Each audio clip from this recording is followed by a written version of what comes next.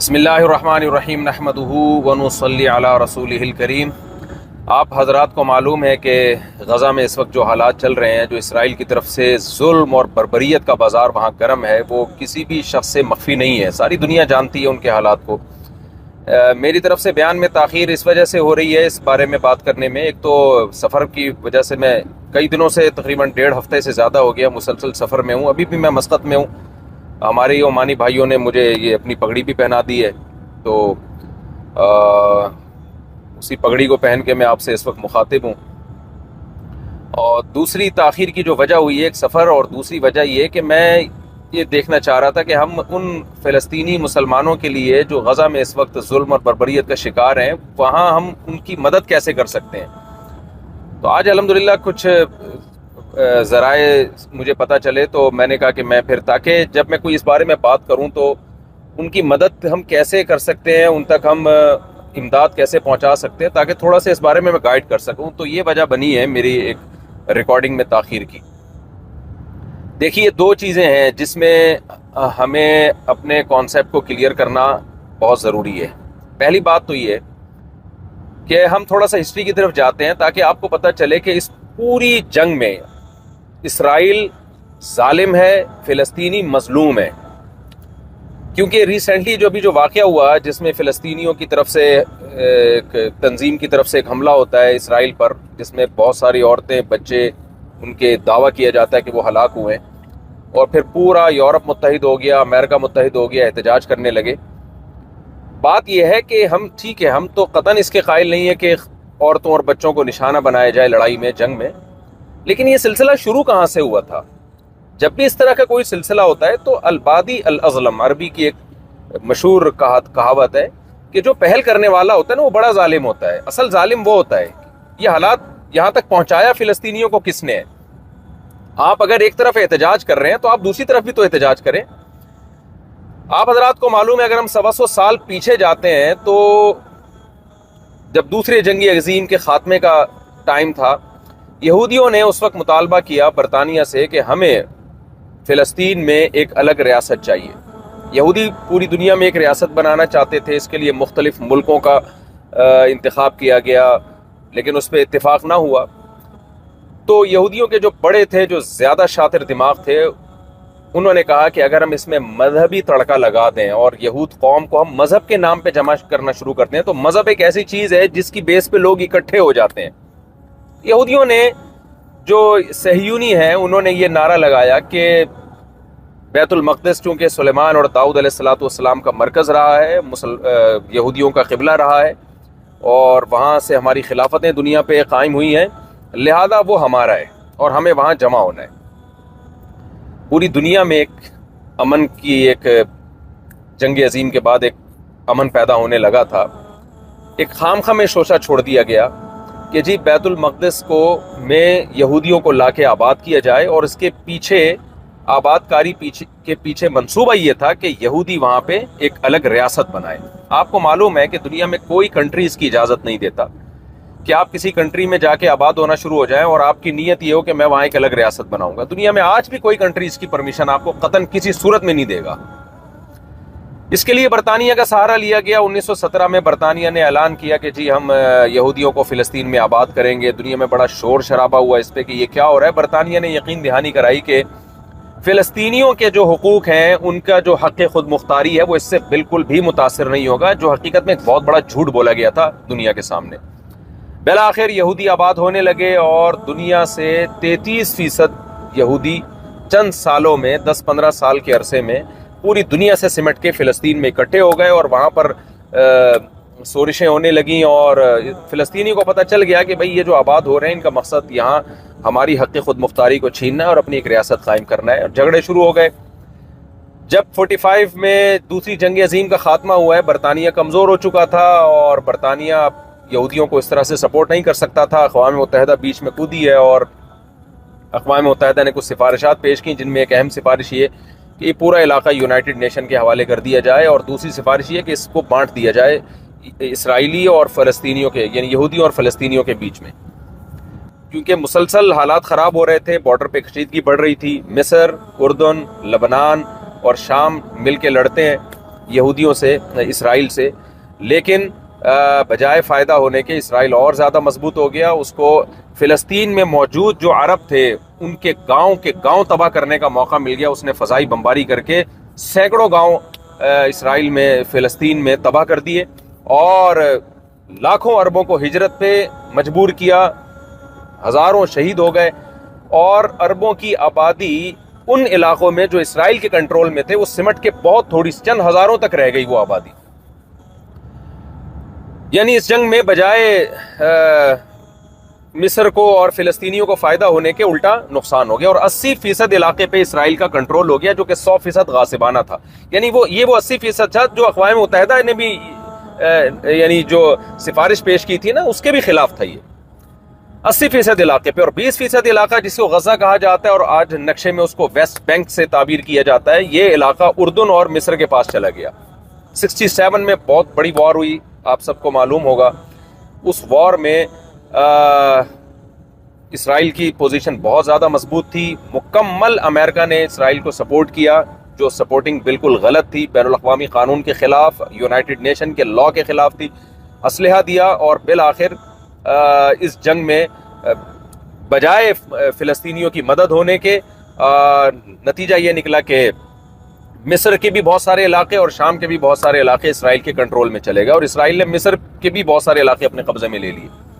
اس کے بعد 73 میں دوبارہ جنگ ہوتی ہے. اس سے پہلے 56 میں بھی ایک جنگ ہوئی جس میں برطانیہ اور فرانس نے مل کے اسرائیل کی مدد کی اور نہر سوئس پہ قبضہ کیا. سوویت یونین کی دھمکی کے بعد یہ لوگ پھر پیچھے ہٹے ہیں. آپ اس پورے ان جنگوں میں آپ دیکھ سکتے ہیں کہ کس طرح سے برطانیہ، فرانس اور امریکہ اس غاصب اسرائیل کا ساتھ دیتا رہا ہے، جس کا ساتھ دینے کا اسلام کی کو تو آپ ایک طرف رکھیں، بین الاقوامی قانون کی روشنی میں بھی اور بین الاقوامی اور یونائٹڈ نیشن کے لاء کے مطابق بھی کوئی تک نہیں بنتا اس کا.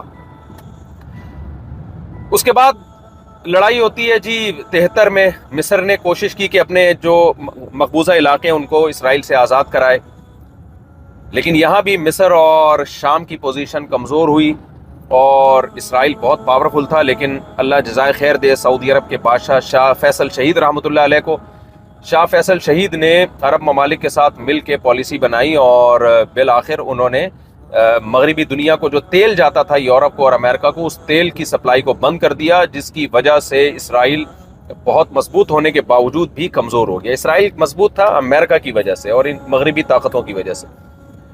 اسرائیل کمزور ہوا ہے اور پھر امریکہ بیچ میں کودا اور اس نے مذاکرات کروائے. مذاکرات میں یہ طے پایا کہ جی مصر جو ہے وہ غزہ کو خالی کر دے گا، جو فلسطین کا علاقہ غزہ کی پٹی ہے وہ مصر اپنی فوجیں وہاں سے نکال لے گا، اپنا تسلط ختم کرے گا اور مصر کے علاقے مصر کو واپس کر دیے جائیں گے. اس پر عمل ہوا اور اس کے بعد پھر فلسطینی نہتے ہو گئے اور یہودیوں کے رحم و کرم پہ ہو گئے. نتیجہ یہ نکلا کہ جو غزہ کا علاقہ تھا اس پہ دوبارہ سے اسرائیل نے کنٹرول حاصل کر لیا اور جو کچھ وہاں ہوتا رہا اس کی نیوز آپ پرانی خبریں اٹھائیں، پرانے اخبار اٹھائیں تو آپ کو پتہ چلے گا وہ نیوز تھی جو بہت کم آ رہی تھی ہم تک. اس میں بھی جو ظلم اور بربریت دکھایا جا رہا تھا اس پہ بھی انسان کے رونگٹے کھڑے کرنے کے لیے وہ ظلم بھی کافی ہے. 2005 میں پھر فلسطینیوں کی مختلف تنظیموں کی طرف سے حملوں کی وجہ سے غزہ سے اسرائیل کو اپنی فوجیں نکالنی پڑی اور غزہ کو آزادی ملی. 2006 میں الیکشن ہوئے تو حماس وہاں پہ کامیاب ہوتی ہے ان الیکشن میں، لیکن اسرائیل نے اور امریکہ نے حماس کو دہشت گرد تنظیم قرار دے کر اس کی ریاست کو ماننے سے انکار کر دیا. اس کے بعد پھر لڑائیاں ہوتی رہی ہیں. آپ کو معلوم ہے 2021 میں رمضان میں جو کچھ اسرائیل نے کیا، نہتے فلسطینیوں پہ مسجد میں کس طرح سے فائرنگ کی گئی اور بچوں کو عورتوں کو شہید کیا گیا. یہ جھڑپیں چل رہی ہیں اور بارڈر پہ الگ سے کشیدگی ہے. اس کے بعد یہ واقعہ ہمارے پاس سامنے آیا ہے اور اس کے بعد اب جو غزہ پر جو بمباری ہو رہی ہے 1.1 ملین لوگ ہیں، 11 لاکھ لوگ ہیں جن کو 24 گھنٹے کا الٹیمیٹم دیا جاتا ہے کہ وہ علاقہ چھوڑ کے چلے جائیں، جبکہ مصر کا بارڈر بھی بند ہے اور چاروں طرف سے بارڈر سے نکلنے کا ان کے پاس کوئی راستہ نہیں ہے. ان کو حکم دیا جاتا ہے کہ جی وہ جنوب کی طرف چلے جائیں. آپ سوچئے کہ 11 لاکھ کی آبادی ایک 24 گھنٹے کے عرصے میں اپنا دفاع کیسے کر سکتی ہے. اور پھر وہاں جو بمباری ہوئی ہے تو بی بی سی کی نیوز کے مطابق جو BBC کی نیوز کے مطابق پورے کے پورے خاندان تباہ کر دیے گئے ہیں. پرسوں میں BBC کی نیوز سن رہا تھا کہ BBC نے بتایا کہ ایک شخص کا انٹرویو لیا جا رہا ہے جس نے بتایا کہ اس مکان کے اندر میرا پورا خاندان تباہ و برباد ہو گیا ہے بم گرنے سے. آپ بتائیے جب مغربی میڈیا یہ کچھ بتا رہا ہے تو حقائق تو اس سے 10 گنا شاید زیادہ ہوں. آج پوری دنیا خاموش ہے. جس طرح سے بھرپور احتجاج ہونا چاہیے وہ احتجاج نہیں ہو رہا. میں ایک وہی بات کر سکتا ہوں جو اس وقت دیگر علماء کر رہے ہیں, دیگر مذہبی اسکالرز کر رہے ہیں کہ دیکھیے اس وقت ہم ایک دوسرے کو لان تان پہلی بات تو مت کریں. ہم یہ نہ کریں وہ یہ نہیں کر رہا, وہ یہ نہیں کر رہا, وہ ایسا ہے وہ ویسا ہے. یہ طریقہ اس وقت بہت غلط ہے. آپ یہ دیکھیں کہ میں کیا کر سکتا ہوں. سب سے پہلے تو ہماری ذمہ داری ہے کہ ہم سوشل میڈیا پہ بھرپور طریقے سے اپنا احتجاج ریکارڈ کروائیں کہ یہ غلط ہے, اس جنگ کو روکنے کی کوشش کی جائے. ہم اس ظلم میں کبھی بھی اسرائیل کو سپورٹ نہیں کر سکتے اور اسرائیل کے ہم مخالفت کریں گے. اور میں آپ کی اطلاع کے لیے عرض کروں کہ الحمدللہ سارے یہودی بھی اس وقت اسرائیل کے ساتھ نہیں ہیں. بہت سے لوگ ہیں جو انسانیت کے رشتے کو جانتے ہیں, ان کے سینوں میں بھی دل ہے. بہت سے یہودی بھی اس وقت ان صہیونی یہودیوں کے خلاف ہیں اور اسرائیل کے خلاف ہیں. تو ہمیں متحد, جیسے یورپ اس وقت متحد ہو گیا اور اسرائیل کو سپورٹ کر رہا ہے, ایسے ہی ہمیں متحد ہونا پڑے گا. ان تمام طاقتوں کے خلاف احتجاج ریکارڈ کروانا پڑے گا جو اس وقت اسرائیل کا ساتھ دے رہی ہیں. اور ہمیں دوسرے نمبر پہ اپنے حکمرانوں پہ دباؤ ڈالنا ہے, احتجاج کر کے, سوشل میڈیا پہ احتجاج ریکارڈ کروا کے کہ ہمارے حکمران اس وقت جتنی بھی فلسطینیوں کی مدد کر سکتے ہیں وہ کریں. دیکھیں اس وقت اسلامی ملکوں کے پاس بہت بڑا المیہ یہ ہے اور یہ بہت بڑی سازش کے تحت یہ کیا گیا ہے کہ جو ملک فوجی لحاظ سے پاورفل تھے, جو اسرائیل کو آنکھیں دکھا سکتے تھے, یا تو ان کی فوجی طاقت کو ختم کر دیا گیا یا اکنامکلی ان کو تباہ و برباد کر دیا گیا, جس میں لیبیا کی مثال آپ کے سامنے, عراق کی مثال آپ کے سامنے, شام کی مثال آپ کے سامنے, وہاں کیا خانہ جنگی ہو رہی ہے, اور پاکستان کی مثال آپ کے سامنے ایک مضبوط فوج ہے لیکن اکنامکلی بالکل کھوکھلا کر دیا گیا ہے ہمیں. تو ایک بین الاقوامی ایجنڈا ہے جس کا اسلامی کنٹریز حصہ بن رہے ہیں, اور جن ملکوں کے پاس ایک اکنامکلی وہ بہت مضبوط ہے ان کے پاس کوئی مضبوط فوج نہیں ہے. یہ ایک بہت بڑا المیہ ہے اور یہ ایک بین الاقوامی ایجنڈا تھا جس کے تحت یہ سب کچھ کیا گیا, اور اس کے پیچھے بنیادی مقصد شاید اسرائیل کو مضبوط کرنا ہی تھا. اب ہماری یہ ذمہ داری ہے کہ ہم بھرپور احتجاج ریکارڈ کروائیں, ہم اپنے حکمرانوں پہ دباؤ ڈالیں کہ دیکھیں جو ریاست کی طرف سے جو آفیشلی احتجاج ہوتا ہے وہ پاورفل ہوتا ہے, اس کو دنیا سنتی ہے. ہمارے جتنے بھی اسلامی کنٹریز ہیں, بلکہ بہت سے غیر مسلم کنٹریز بھی اس وقت ایسے ہیں جو اسرائیل کو نہیں مانتے. اس وقت دنیا میں 20 یا 22 ممالک ایسے ہیں جنہوں نے ابھی تک اسرائیل کے وجود کو تسلیم نہیں کیا ہے, جن میں کچھ غیر مسلم کنٹریز بھی ہیں. تو ہم اگر متحد ہو کے ایک آواز اٹھائیں گے, حکمران تو جو کریں گے وہ کریں گے, لیکن ہم حکمرانوں کو احتجاج کر کے مجبور کرنے کی کوشش تو کر سکتے ہیں, مجبور نہ بھی کر سکیں.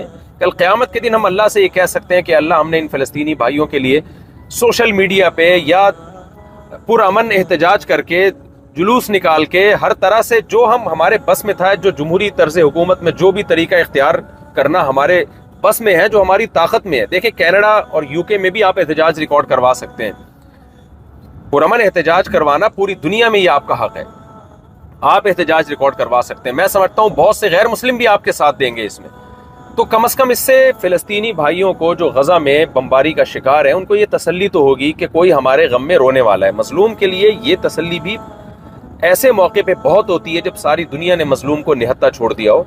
یہ تسلی کہ کوئی ہمارے آنسوؤں میں ہمارے ساتھ رونے والا ہے, ہمارے آنسوؤں میں ہمارے ساتھ کوئی شریک ہے.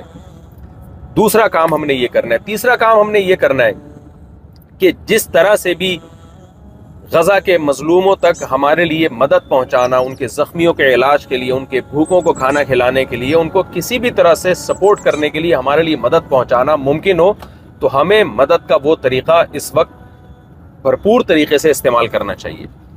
تو میں نے جہاں تک رابطے کیے, جہاں تک میری نالج ہے, پاک ایڈ ویلفیئر ٹرسٹ نے کوشش کی کہ اپنی ہم یہاں کسی طرح غزہ تک مدد پہنچائیں, لیکن آپ کو معلوم ہے, میں نے بتایا آپ کو کہ چاروں طرف سے بارڈر بند ہے. غزہ پہنچنا عملی طور پر کسی کے بس میں نہیں ہے, الا یہ کہ کوئی سرنگ بنا کے چلا جائے اور وہاں ان کی مدد کرے.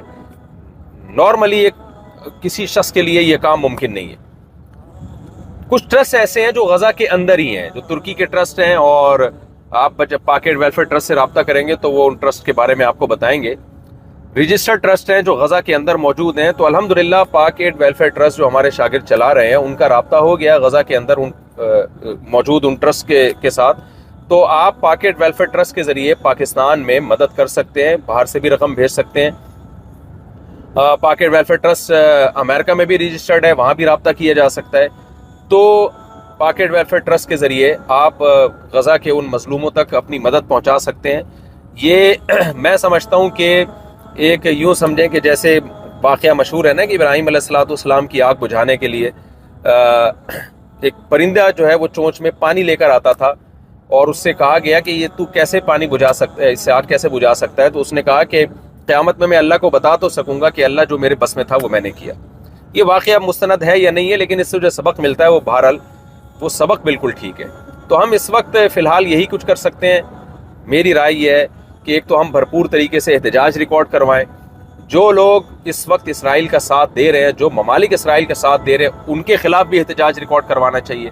اور تیسرے نمبر پہ ہمیں اپنے حکمرانوں پہ دباؤ ڈالنا چاہیے کہ وہ بھرپور طریقے سے فلسطین میں جو مظلوم ہیں، غزہ کے مظلوم اس وقت، ان کی مظلومیت پہ بھرپور طریقے سے بین الاقوامی سطح پہ آواز اٹھائیں اور اس ظلم کو روکنے کی کوشش میں اپنا بھرپور حصہ ڈالیں۔ اور ٹرسٹ کے ذریعے کوئی بھی ٹرسٹ جو قابل اعتماد ہو، آپ کے علم میں اگر کوئی اور ٹرسٹ ہے جو قابل اعتماد ہے تو آپ اس کے ذریعے رقم پہنچائیں، ان کی مدد کریں اپنے مظلوم بھائیوں کی۔ لیکن ایک بات خوب ذہن میں رکھیں کہ جب بھی اس طرح کے واقعات ہوتے ہیں تو اس میں 2 نمبر لوگ بھی بیچ میں کود جاتے ہیں، جو لوگوں کے جذبات سے ناجائز فائدہ اٹھاتے ہیں۔ زلزلہ میں، سیلاب جب بھی ملک میں آیا، اس طرح کے ڈیزاسٹر میں ہم نے دیکھا کہ کچھ فراڈی لوگ بھی بیچ میں آ جاتے ہیں۔ تو جو بھی قابل اعتماد ادارے ہیں، آپ ان کے ذریعے وہاں تک مدد پہنچانے کی کوشش کریں۔ تو الحمدللہ پاک ایڈ ویلفیئر ٹرسٹ نے اس کا انتظام کیا ہے، تو آپ پاک ایڈ ویلفیئر ٹرسٹ سے رابطہ کر سکتے ہیں۔ اسی ویڈیو کے آخر میں ان کا لنک موجود ہے، اور وہ کن ٹرسٹوں کے ذریعے غزہ تک مدد پہنچا رہے ہیں، ان ٹرسٹوں کا بھی آپ پاک ایڈ ویلفیئر ٹرسٹ سے ان کے بارے میں بھی آپ پوری معلومات ان سے لے سکتے ہیں۔ ہم دعا گو ہیں کہ اللہ ہمارے فلسطینی بھائیوں کی مدد فرمائے، اور اگر اس جنگ کو نہ روکا گیا بین الاقوامی دنیا نے تو یہ تیسری جنگ عظیم کی طرف معاملات جا سکتے ہیں۔ اس سے پہلے اللہ ہمارے حکمرانوں کو بھی ہدایت عطا فرمائے، جو جس قوت کے ساتھ احتجاج کرنا چاہیے شاید اس قوت کے ساتھ وہ احتجاج نہیں کر رہے ہیں۔ ہمارے جتنے بھی مسلم کنٹریز کے حکمران ہیں ان کو اللہ تعالیٰ بھرپور طریقے سے احتجاج کرنے کی اور اپنا جو حقیقی فرض بنتا ہے اس فرض کو ادا کرنے کی اللہ توفیق عطا فرمائے، اور بین الاقوامی دنیا کو بھی اپنا فرض نبھانے کی توفیق عطا فرمائے۔ ورنہ یہ وار اگر نہ روکی، اور اسی طرح سے کیونکہ سوویت یونین اور وہ کنٹریز جو اس وار کے اگینسٹ ہیں، وہ پھر ہو سکتا ہے کہ عالمی طاقتوں سے خود ہی لڑنا شروع کر دیں، اور نتیجہ یہ نکلے کہ آپ کو پتہ ہے اس وقت سوویت یونین کی یوکرائن سے بھی جنگ ہو رہی ہے، تو دنیا میں ایسا لگتا ہے کہ دوبارہ جنگوں کا آغاز ہو گیا ہے۔ تو اگر غزہ کی اس لڑائی کو روکنے کی نہ کوشش کی گئی، اور یہودی کے ہاتھ کو پکڑنے کی نہ کوشش کی گئی، اسے اس ظلم سے روکنے کی نہ کوشش کی گئی، اسرائیل کے یہودیوں کو جو اس ظلم میں اسرائیل کے ساتھ دے رہے ہیں، ان کا ہاتھ اگر پکڑنے کی کوشش نہ کی گئی، تو پوری دنیا جو ہے یہ حالات جو ماہرین بتا رہے ہیں، جو دنیا پہ نظر رکھتے ہیں، تجزیہ نگار ہیں، وہ بتا رہے ہیں کہ تیسری جنگ عظیم کی طرف یہ معاملات جا سکتے ہیں۔ تو ہم نے پوری دنیا میں کوشش کرنی ہے کہ انسانوں کا خون نہ ہو، چاہے وہ مسلم ہو غیر مسلم ہو۔ ہم نے انسانیت کو سامنے رکھ کر دنیا کو تیسری جنگ عظیم میں دھکیلنے سے مل کر روکنے کی کوشش کرنی ہے، اور اس کے لیے ہم سب کو، تمام دنیا کے تمام کنٹریز کو، چاہے وہ مسلم ہو غیر مسلم ہو، ہمیں اسرائیل کا ہاتھ روکنا پڑے گا، چاہے شرافت سے روکنا پڑے یا بزور بازو روکنا پڑے۔ تمام ممالک کو اپنا اس میں کردار ادا کرنا پڑے گا۔ اگر اسرائیل کو اس جارحیت سے نہیں روکا تو وہی کچھ ہوگا جو پہلی 2 جنگوں میں ہو چکا ہے۔ اللہ تعالی ہم سب کو ہدایت عطا فرمائے اور انسانیت پہ ہمیں ترس کھانے کی توفیق عطا فرمائے۔ وما علینا الا البلاغ۔